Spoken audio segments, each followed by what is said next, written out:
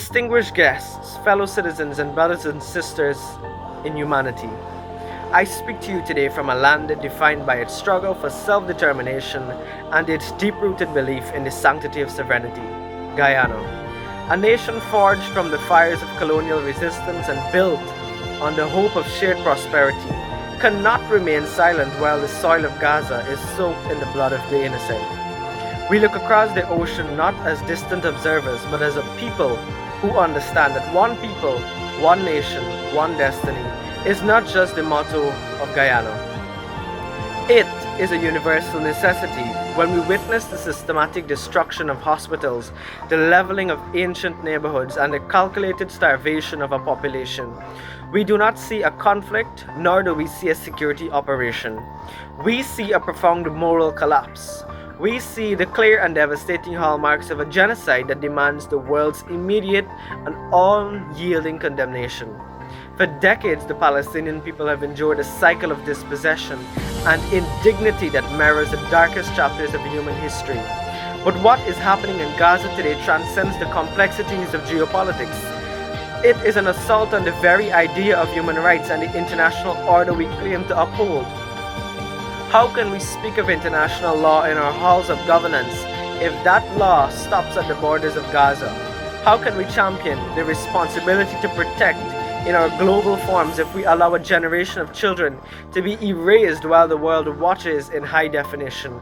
Guyana has always punched above its weight in the diplomatic arena, standing firm on the principle that the size of a nation should not determine its right to exist in peace.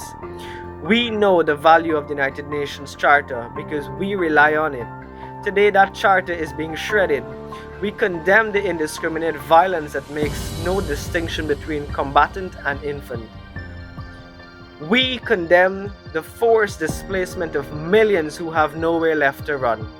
We condemn the silence of those who have the power to stop the slaughter but choose the convenience of complicity instead. Our call is simple, urgent, and unwavering: an immediate and permanent ceasefire to stop the mounting tally of martyrs and allow the dust to settle on the ruins. The unrestricted flow of humanitarian aid, because bread, water, and medicine must never be used as leverage or weapons of war. An end to the occupation and the recognition of Palestinian statehood, for there can be no peace without the restoration of dignity, land, and the right to breathe free. We in the Caribbean know that injustice anywhere is a threat to justice everywhere. We refuse to let our collective conscience be numbed by the daily broadcast of atrocities. We stand with the mothers of Gaza who wrap their children in shrouds instead of blankets. We stand with the doctors working by candlelight without anesthesia. And we stand with the youth who deserve a future that is not defined by the whistle of falling bombs. History will judge us not by the wealth we accumulated or the titles we held, but by our courage to stand for the oppressed when it was most difficult. Guyana stands for Gaza. Guyana stands for the sanctity of life. Guyana stands for justice today, tomorrow, and until every person is free. Thank you.